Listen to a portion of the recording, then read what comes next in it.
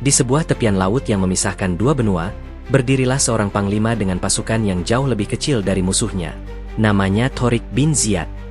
Bukan dari keturunan raja, bukan pula bangsawan besar, namun sejarah justru mencatat namanya sebagai pembuka gerbang peradaban Islam di Eropa. Ia datang dari Afrika Utara, memimpin pasukan yang sebagian besar adalah kaum Berber, orang-orang yang baru mengenal Islam, tetapi memiliki keberanian luar biasa. Di hadapannya, terbentang semenanjung Iberia yang dikuasai kerajaan besar Visigot. Di belakangnya, hanya lautan luas yang memisahkan dari tanah asalnya. Tidak ada jaminan kemenangan, tidak ada jalan pulang. Namun disitulah segalanya dimulai. Dari langkah berani itu, lahirlah sebuah peristiwa yang mengubah arah sejarah dunia. Kota demi kota jatuh, kerajaan besar runtuh, dan dari tanah yang ditaklukkan itu, bangkitlah sebuah peradaban yang kelak menjadi pusat ilmu pengetahuan, budaya, dan cahaya Islam bagi dunia barat. Tapi, di balik kemenangan besar itu, tersembunyi kisah yang jarang diungkap, konflik kekuasaan, intrik politik, hingga nasib tragis sang penakluk yang justru tenggelam setelah berada di puncak kejayaan. Siapakah sebenarnya Tariq bin Ziyad? Bagaimana strategi luar biasa yang ia gunakan untuk mengalahkan pasukan yang jauh lebih besar? Dan mengapa namanya tidak sebesar tokoh penakluk lainnya, meskipun jasanya begitu besar? Di video ini, Anda baru melihat permulaan. Lanjutkan menonton untuk menyelami kisah lengkapnya, dari awal perjuangan, strategi perang paling brilian, hingga rahasia di balik jatuh bangunnya sang penakluk Andalusia, Tariq bin Ziyad.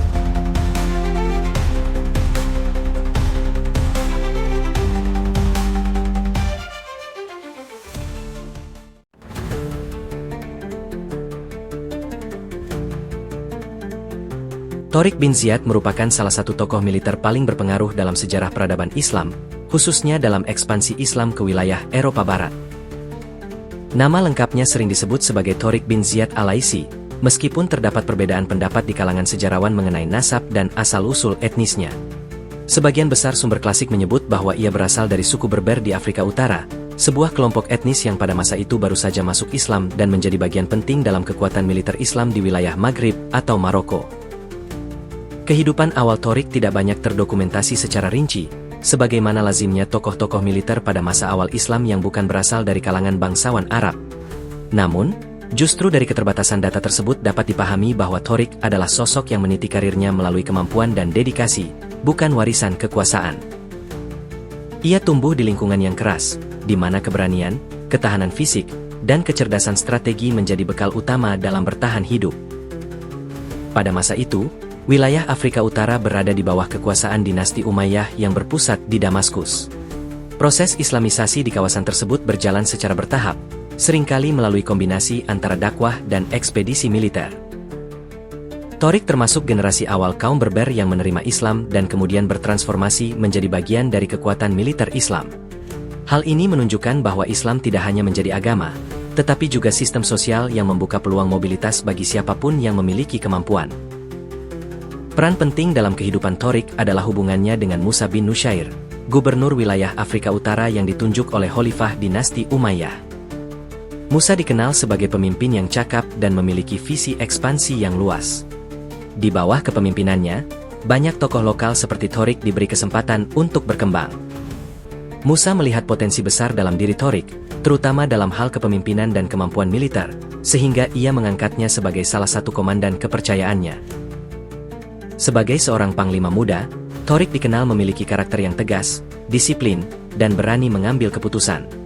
Ia juga dikenal memiliki kedekatan dengan pasukannya, yang sebagian besar terdiri dari kaum Berber seperti dirinya. Kedekatan ini menjadi faktor penting dalam membangun loyalitas dan semangat juang yang tinggi di medan perang. Di samping itu, Tariq juga memiliki pemahaman agama yang cukup kuat.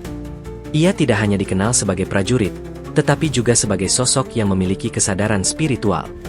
Hal ini tercermin dalam berbagai riwayat yang menyebutkan bahwa ia selalu mengaitkan strategi dan keputusan militernya dengan nilai-nilai keimanan dan tawakal kepada Allah. Kondisi geopolitik pada masa itu juga sangat mendukung munculnya tokoh seperti Tariq. Kekaisaran Romawi Barat telah runtuh, sementara wilayah Eropa Barat dikuasai oleh kerajaan-kerajaan kecil yang sering terlibat konflik internal. Salah satu kerajaan terbesar di semenanjung Iberia adalah kerajaan Visigot yang saat itu sedang mengalami krisis kepemimpinan dan konflik internal yang cukup serius.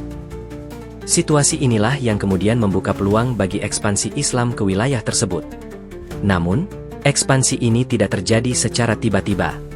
Dibutuhkan perencanaan matang, kepemimpinan yang kuat, dan keberanian untuk mengambil risiko besar. Disinilah peran Tariq bin Ziyad mulai menonjol. Dengan latar belakang sebagai seorang Berber yang naik melalui jalur militer, Tariq menjadi simbol transformasi sosial dalam Islam. Ia bukan hanya seorang panglima, tetapi juga representasi dari bagaimana Islam mampu mengangkat individu dari latar belakang sederhana menjadi tokoh besar dalam sejarah dunia.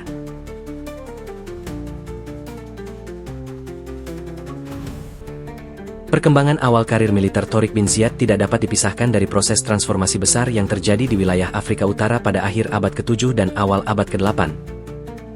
Ketika kekuasaan Islam di bawah dinasti Umayyah berusaha mengonsolidasikan wilayah Maghrib yang sebelumnya berada dalam pengaruh Bizantium dan berbagai konfederasi suku Berber. Wilayah ini bukanlah daerah yang mudah dikendalikan, karena selain kondisi geografisnya yang keras dan beragam, mulai dari pegunungan Atlas hingga gurun yang luas, struktur sosialnya juga didominasi oleh kelompok-kelompok suku yang memiliki otonomi tinggi dan tradisi perlawanan yang kuat terhadap kekuasaan pusat. Dalam konteks inilah, muncul kebutuhan akan figur-figur militer yang tidak hanya memiliki kemampuan tempur, tetapi juga mampu menjembatani perbedaan budaya antara elit Arab dan masyarakat lokal Berber. Tariq bin Ziyad, yang diyakini berasal dari latar belakang Berber, menjadi salah satu representasi paling penting dari proses integrasi tersebut. Di bawah kepemimpinan Gubernur Afrika Utara, Musa bin Nusyair, wilayah Maghrib mengalami fase stabilisasi yang relatif berhasil setelah sebelumnya dilanda berbagai pemberontakan. Musa tidak hanya mengandalkan pendekatan militer represif, tetapi juga menerapkan strategi integratif dengan merekrut dan melatih penduduk lokal Berber ke dalam struktur militer Islam. Kebijakan ini memiliki implikasi jangka panjang yang sangat signifikan, karena menciptakan basis kekuatan baru yang tidak lagi bergantung sepenuhnya pada pasukan Arab dari timur. Dalam kerangka ini, Tariq bin Ziyad muncul sebagai salah satu perwira yang menonjol, bukan hanya karena keberaniannya di medan perang, tetapi juga karena kemampuannya memahami karakter dan dinamika pasukan yang sebagian besar berasal dari latar belakang yang sama dengannya. Sebagai seorang komandan yang berkembang dalam lingkungan militer frontier, Tariq terbentuk oleh kondisi yang menuntut fleksibilitas tinggi dalam strategi dan adaptasi terhadap berbagai situasi. Berbeda dengan medan perang di wilayah timur yang lebih terstruktur, operasi militer di Afrika Utara seringkali bersifat sporadis, melibatkan pertempuran kecil, pengamanan jalur perdagangan, serta penumpasan pemberontakan lokal. Dalam konteks ini, keberhasilan tidak ditentukan oleh satu pertempuran besar, melainkan oleh kemampuan mempertahankan kontrol secara berkelanjutan atas wilayah yang luas dan sulit dijangkau. Pengalaman ini membentuk gaya kepemimpinan Tariq yang cenderung pragmatis, cepat dalam mengambil keputusan, dan mampu beroperasi secara efektif dengan sumber daya terbatas. Salah satu aspek penting dalam pembentukan kepemimpinan Tariq adalah kedekatannya dengan pasukan Berber yang ia pimpin. Berbeda dengan beberapa komandan Arab yang mungkin menghadapi kendala komunikasi atau perbedaan budaya, Tariq memiliki keunggulan dalam membangun hubungan yang lebih organik dengan pasukannya. Hal ini tidak hanya meningkatkan loyalitas, tetapi juga memungkinkan koordinasi yang lebih efektif di medan perang. Dalam ilmu militer modern, hubungan semacam ini sering disebut sebagai unit cohesion, yaitu tingkat keterikatan dan kepercayaan antar anggota pasukan yang sangat menentukan performa dalam situasi tempur. Tingginya kohesi ini menjadi salah satu faktor yang kelak memainkan peran penting dalam keberhasilan ekspedisi ke Andalusia. Dalam tahap awal karirnya, Tariq kemungkinan besar terlibat dalam berbagai operasi militer yang bertujuan untuk menstabilkan wilayah Afrika Utara, termasuk menghadapi sisa-sisa kekuatan Bizantium dan kelompok-kelompok Berber yang belum sepenuhnya terintegrasi. Operasi-operasi ini memberikan pengalaman praktis dalam berbagai aspek peperangan, mulai dari taktik gerilya hingga pengelolaan logistik di wilayah yang sulit. Dalam kondisi di mana jalur suplai tidak selalu terjamin, seorang komandan dituntut untuk mampu memanfaatkan sumber daya lokal dan menjaga keberlangsungan pasukan dalam situasi yang tidak menentu. Kemampuan ini menjadi salah satu ciri khas Tariq yang kemudian terlihat jelas dalam ekspedisi ke Ibria. Selain aspek militer, faktor religius juga memainkan peran penting dalam pembentukan karakter Tariq bin Ziyad.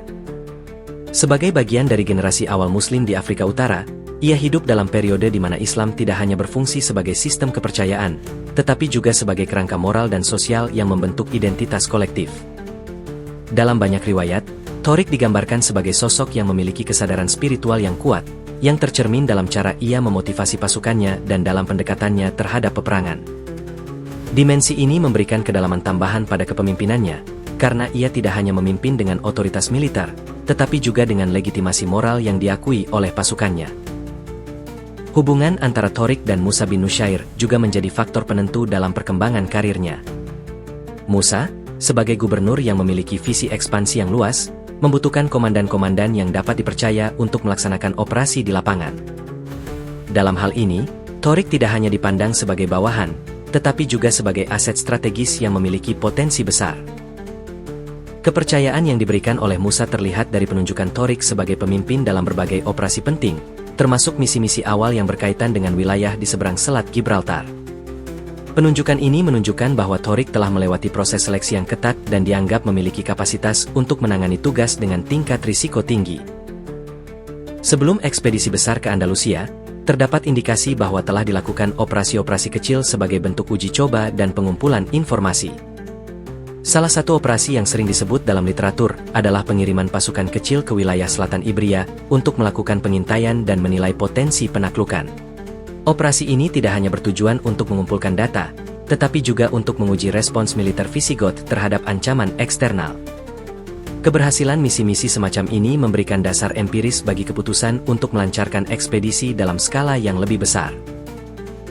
Dalam konteks ini, Tariq terlibat langsung dalam perencanaan dan pelaksanaan operasi tersebut, yang semakin memperkuat posisinya sebagai kandidat utama untuk memimpin invasi. Dari perspektif organisasi militer, penunjukan Tariq sebagai komandan ekspedisi ke Ibria mencerminkan kepercayaan terhadap kemampuannya dalam mengelola operasi kompleks. Ia tidak hanya bertanggung jawab atas strategi tempur, tetapi juga atas logistik, moral pasukan, serta koordinasi dengan otoritas pusat. Dalam sistem militer dinasti Umayyah, tanggung jawab semacam ini biasanya hanya diberikan kepada individu yang telah terbukti kompeten dalam berbagai situasi. Dengan demikian, keputusan Musa untuk menunjuk Tariq dapat dilihat sebagai hasil dari evaluasi menyeluruh terhadap rekam jejak dan potensi kepemimpinannya. Pada tahap ini, Tariq bin Ziyad telah berkembang dari seorang prajurit menjadi seorang komandan yang memiliki kombinasi unik antara pengalaman lapangan, kemampuan strategis, kedekatan dengan pasukan, dan kesadaran spiritual. Semua elemen ini membentuk fondasi yang akan menentukan keberhasilannya dalam ekspedisi ke Andalusia. Dalam perspektif sejarah militer, fase ini sangat penting karena menunjukkan bahwa kemenangan besar tidak lahir secara instan, melainkan merupakan hasil dari proses panjang pembentukan karakter dan kompetensi. Dari medan-medan pertempuran kecil di Maghrib hingga persiapan ekspedisi besar ke Ibria, perjalanan ini menunjukkan bahwa kepemimpinan yang efektif adalah hasil dari interaksi antara pengalaman, kemampuan adaptasi, dan pemahaman mendalam terhadap konteks di mana seseorang beroperasi.